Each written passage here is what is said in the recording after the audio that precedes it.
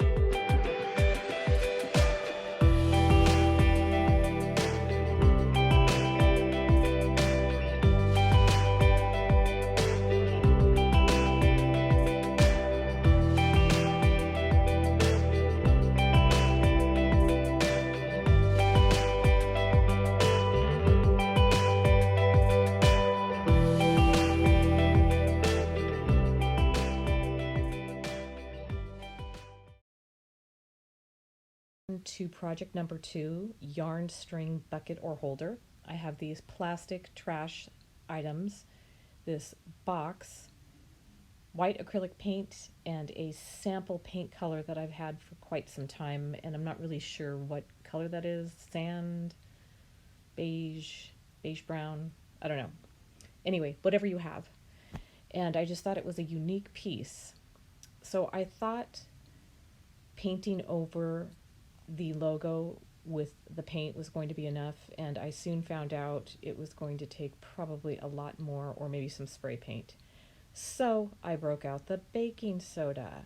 And if you've seen this all over YouTube, it is just a technique to make it look textural, maybe aged, depending on the paint that you use. It just gives the piece that you're working on a lot more visual interest and texture to touch. So for me, I just put it right in the paint. There's no rhyme or reason. The more you use, the thicker the paint, the quicker it dries. Just keep that in mind.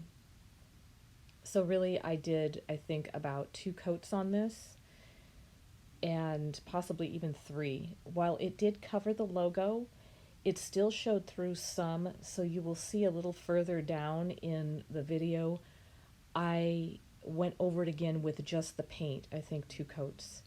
Really, had I spray painted, probably would have covered that, but I didn't have the color that I wanted on hand, and I didn't want to spend any extra money. I wanted to use what I had on hand for this Trash to Treasure.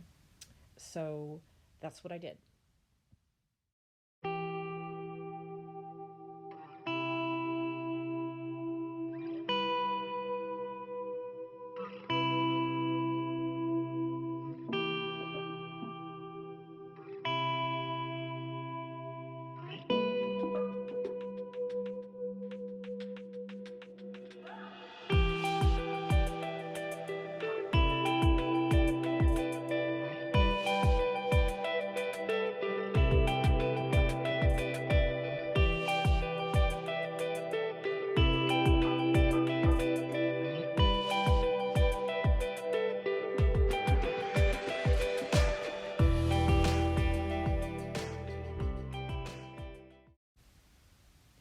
So you can see here, I'm just doing dabbing and painting over what I had previously done with the mixture of the paint and the baking soda. And for the most part, unless you're really looking for it, you cannot see the logo. So that's basically what I was going for. I decided to make it a little bit more sturdy by putting in some, these are actually waxing sticks from Beauty Supply, but you can get the tongue depressor sticks or the larger craft sticks from one of the craft stores. Probably Michael's or Dollar Tree, something like that will have them. I had these again on hand. And here I just wanted to add just a little bit of visual interest to break up the white and the white texture color and just paint this half circle, it's a half circle. And I just thought that that had such a modern element to it and just would lend itself well to the white. And you'll see a little further down how I use the feet, the plastic trash items that I had that you'll see. But yeah, here they are. So these came off of a big put together dresser type item that I got off of Amazon. And when I removed these off, I thought immediately, oh my gosh, this is so exciting because I can use these for something. That is something only a crafter or a DIYer would get excited about. But as you will see when it's completed, how it looks and why I got so excited. Anyway, I'm just trying to figure out how to put these the best way together, and it takes a little bit here. You will see.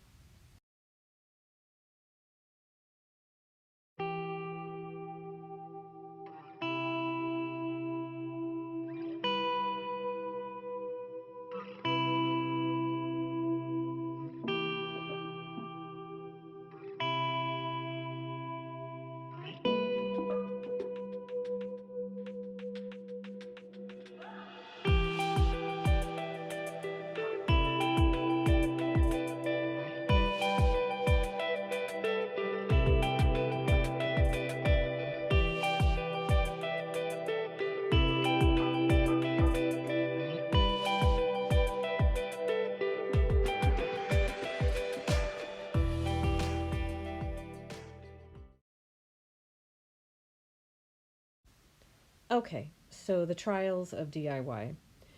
So I glued this thing down pretty heavily, and I had to take it off because the box and the stand don't fit together in exact measurements. In other words, the stand is a little bit bigger than the box.